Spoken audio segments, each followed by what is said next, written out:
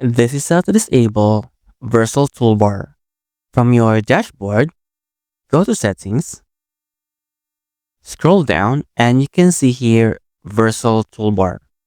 You can disable this by turning this one off, as well as this production deployments, and just click Save.